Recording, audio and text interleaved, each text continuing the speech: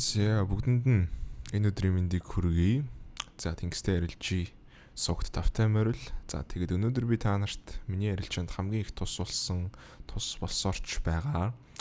Тэгээд намайг харанхуй хонглоос гаргаж ирж исэн нэг аргыг та нартай хуваалцах гэж байна. За тэгээд хамгийн анх бол би нэг 3-4 жилийн өмнөөс хөрөнгөний зах зээлийн ярилцаа хийж эхэлсэн. Баг дансаар, дунд дансаар ингээл фандын данс аваад ингэж үзэж байсан.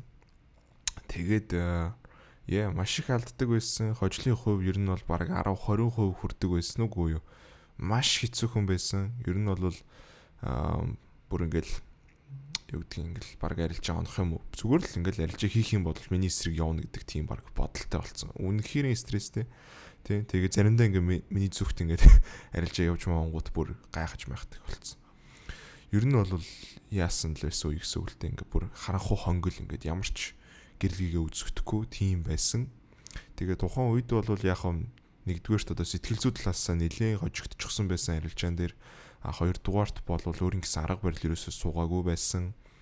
Тэгээд тийм ээ ер нь бол тийм жижиг сажиг зүйлсүүдийн талаас харах юм бол огтхонч яагаагүй байсан үе байгаа юм. Одоо зүгшрээгүй. Тийм. Тэгээд хожлын хувь маш таарахын ер нь хаанаас өөрийнхөө ирэмгийг гаргаж ирэх юм те ерөнхий ярилцаа гэдэг зүйлээ шүрн ойлгоогүй байсан тийм үе байсан. Тэгээд өнөөдрийн имчилгэн дээр болохоор би та нартай юу ярилцах гэж байгаа юм. Нэг өөрийнхөө өдөр болгон ашигладаг зах зээлийн бүтэц маркет бүтэц буюу DAO-ийн онол гэдэг зүйлийг та нартай хуваалцах гэж байгаа. Өдөр болгон би ашигладаг өөрийнхөө одоо арга барилыг бүр нарийсгаад гаргаж ирээд явж байгаа. Тэгээд тэр арга барилыг бол сүүлчийн баг хагас жил орчим арай хотлаа юу. Хагас жил орчим маш нарийн одоо яаж байгаа хийсээр ирж байгаа. Тэгээд ер нь бол одоо 7 хоногт ашигтай гарч ирдэг болсон байна. Хийж байгаа арилжаануудын одоо ашиг эрсдлийн харилцаанууд шал өөр хэмжээнд хийгддэг болсон байна. Тэгээд нөгөө харанхуй хонгол дотор хийдэг байсан тэнгис чинь тий одоо миний зүгт ингээ арилж явахад ерөөсөө гайхч юм яахгүй тий. Тэгэл ингээ харж байгаа л орж мордог болсон.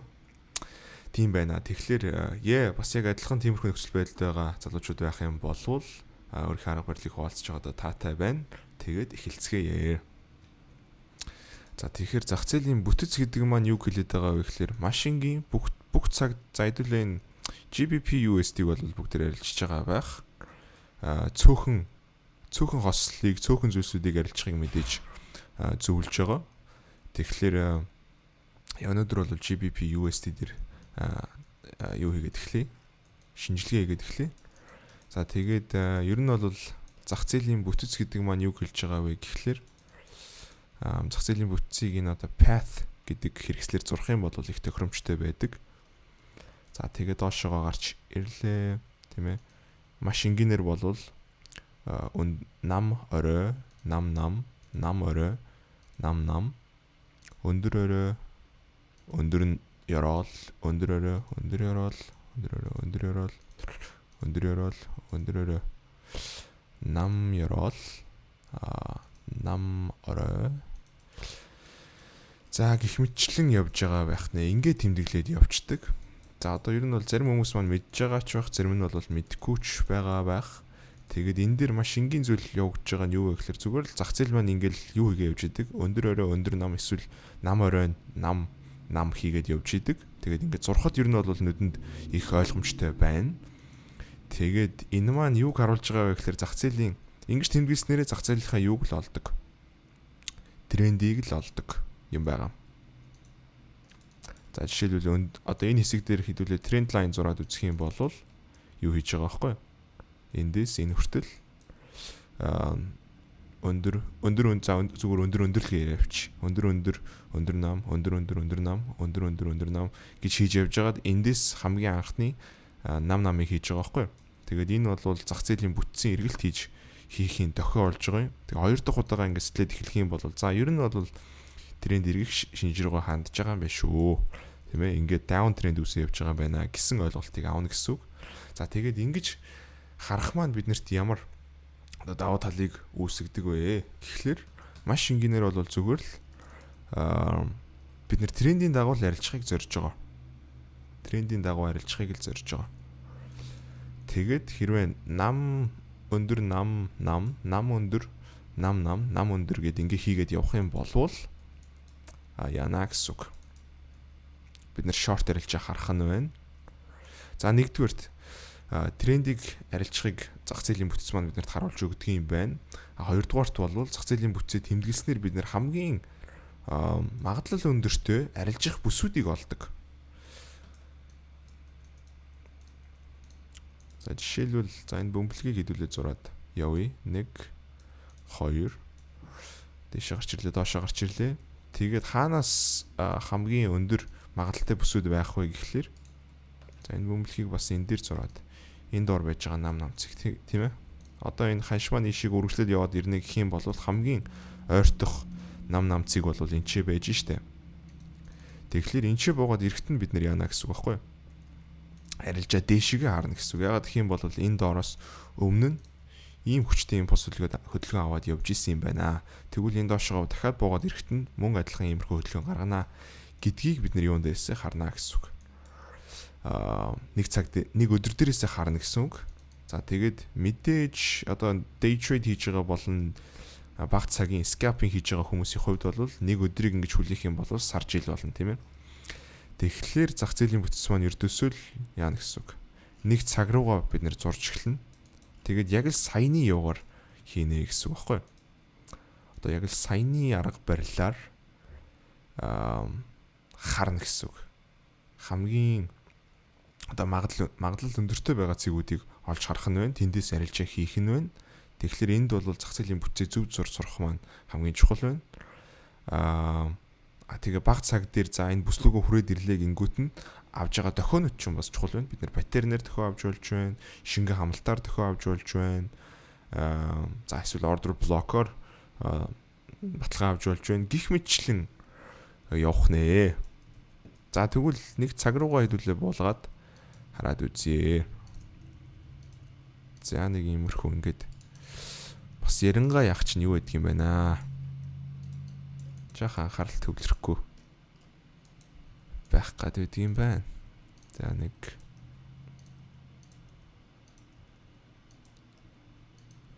энэ дээр гарч ирлээ. Тэгээд айгу нарийн баталгаануудыг авч болно л доо. Хамгийн гоёудынх нь нэг гэх юм бол одоо энэ юу вэ? Ташгаа гарч ирлээ.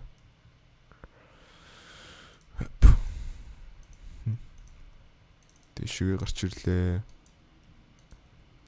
За доошоо гарч ирлээ, дэшээ гарч ирлээ. За нэг цаг дээр бол ингээ явж байгаа ахна ш тэ. Ингээ зурангууд ер нь бол биднэрт паттерн харагддаг. Одоо энэ шууд ингээл нэг channel маягийн зүйл харагдаж байна тийм ээ. Channel дотор явж явах магадaltaй байна. Гээд харах нь байна. За тэгвэл энэ доор байгаа хамгаалагдсан бүс рүү бид нэр буугаад ирэхэд бас арилжаа харах юм бол төхөн байх юм болоо да гэж гэдэг таамаглал гаргах нь байна. За энэний өмнөх орой гэх юм бол нараа ийм ойрхон ийм орой байж байгаа.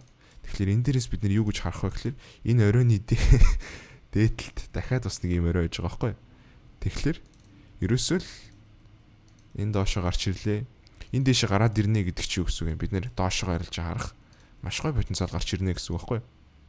Энэ дээр тавилаа дахиад энэ доод зайг нөхнөө гэд нэг эрцэн 3 арилж хангалттай гоё арилжиж болно гэсэн үг. Нэгдүгээрт хоёрдугаарт болвол эндээс яагаад өндөр магадлалтай арилж гарч ирж байгаа вэ гэхээр өмнөх хинд одоо юуны цэг байж байгаа энэ хараа. За юу гэдгийг өмнөх хин нам орой хийчихсэн байгаа цэгийг энэ цэгийг дээшигээ огтлж гарч ирээд шингэн хамалт хийгээд магадгүй энийг бид нэр хараа 1 минут төр ч юм уу тий ер нь бол 1 минут явахад хангалттай байдаг 15 минутыг харахаа болсон зүгээр толгой эргүүлэхээс цаашгүй юмнууд байдаг тэгээд энэ дээшигээ гараад ирэхэд нь бид нэр яаж болох вэ дээшигээ гарч ирлээ энэ ч магадгүй жоохон юм паттерн нөгөөд тийм ээ биднэрт мөр толгой мөр хийх ч юм уу тийм ээ энийг мундаг трейдерүүд бас айгүй хийдэг хардаг тийм ээ мөр толгой мөр хийхт нь орж болж байна за эсвэл миний харах дуртай 3 удаагийн точ 1 2 3 хийнгүүт нь доошоо дахиад ингээ харж болж байна шингийн хэр хамжийн гэдгийг хараад өмнөх оройны дээдлэлт бид нэр стоп лоссыг тавьж өгөөд ингээд зах зээлийн бүтцээр энгийн арилжиж болж байгаа. Ийм амархан. Тэгээ мэдээж одоо энэ дээр бол за тэгвэл ийм амархан юм бол арилжаа яг тий яга хүн болгон саятан болчих чадахгүй байгаа юм бэ гэхлээр хариулт нь ерөөсөө л юу болж байгаа юм л да. Эрсдлийн зохицуулга магадлалыг чи хэрхэн ойлгож байна тийм ээ. Хэрвээ магадлалыг ойлгохгүй байгаа болвол тийм ээ арилжааг магадлал дээр суурилсан зах зээл гэдгийг хэрвээ ойлгож ухаарч хүлийн зөвшөөрч чадахгүй тийм ээ. Заавал тэр юг хүлээгээд байгаа болвол ер нь амжилттай байна гэдэг маш хэцүү. Одоо чамд одоо заавал тэр баталгаатай одоо юу гэдгийг те бүр ингээл би мэдгэл хэрэгтэй байна гэсэн тийм хандлагатайгаар арилжаад байх юм бол хизээч амжилттай байж чадахгүй. Өмнө нь миний бас гаргадаг байсан хамгийн том алдаануудын нэг юу вэ гэхээр ерөөсөө л энэ яг явах юм уу гүм яг хаанаас орвол яах вэ? Яг бүр нарийн юу байна вэ гэл. Мэдээж бид нэр арга барилаа наривчлалтай болгох хэрэгтэй. Тийм ээ оролтын баталгаагаа сайжруулах хэрэгтэй. Концептуудыгаа маш сайн судалж ойлгох хэрэгтэй. Гэхдээ одоо энэ зах зээл дээр бол огтхон ч тэр одоо юу гэдэг зүйл байхгүй. Тодорхой байдал 100% мэднэ гэсэн зүйл хизээж байхгүй. Хэрвээ тэр чамайг одоо яагаад байгаа бол эртхэн шиг өөр зүйл хийсэн дээр одоо тэр чамайг тавгуутуулаад байгаа бол тийм ээ. Одоо тодорхой зүйлийг ирж хайгаад байгаа бол тодорхой карьерийг сонгосон дээрээ гэж хэлнэ. Яагаад гэх юм бол одоо тийм бид нар чинь 9 to 5-ыг хиймээргүй байгаа учраас үүнийг хийж байгаа шүү дээ. Тийм ээ. Ер нь бол тийм шүү дээ. 9 to 5-д бол тодорхой чи цагтаа ирэн цагтаа явна. Тэгээд цалингаа аван цалин чинь ч гэсэн тодорхой байна. Тийм ээ. Хэлбэлзэх зүйл гэж байхгүй, өсөлт байхгүй, уналт байхгүй. Арилжаан дээр бол заримдаа олон заримдаа алдна. Тэгээд энэ тодорхойгүй байдал дундаас нь бид нэр юу гаргаж ирэх юм бол одоо өөрсдийнхөө эрэмгийг гаргаж ирч чадах юм бол ашигтай арилжиж байгаа. За тийм байна. За тэгээд энгийн арга барилд багч гисэн суралцаж чадсан байх гэж найдаж байна. Тэгээд дараагийн имчилгээр уулзтлаа. Түр бай guys. За мөн дээрэс нь хэрвээ чи бас ингээд тий 2 3 жил 4 жил над шиг төрж явмааргүй байгаа. Магадгүй харанхуй ангилт унчихсан байгаа тийм ээ. Арга барилаа яахаа нэг л ойлгож өгөхгүй байгаа. Сэтгэл зүй болно тий. Эрсдлийн зохицуулах талаасаа ингээд бүр наривчлалтай арилжиж эхлэхийг хүсэж байгаа болвол ганцаарчсан уулзалт хийж болно тийм ээ. Чиний арилжаан дээр чинь бүрэн шинжилгээ хийгээд юу нь болохгүй байна яаж ийн тэрийг нь хоёлаа ярилцаад дараачийн гарц гаргалгаа юу байна тэрийг олох боломжтой гэсэн үг. Тэгээд линкийг нь доор description хэсэг дээр үлдээчи. Тэгээд дараачийн бичлэгээр уулзлаа. Түр бай.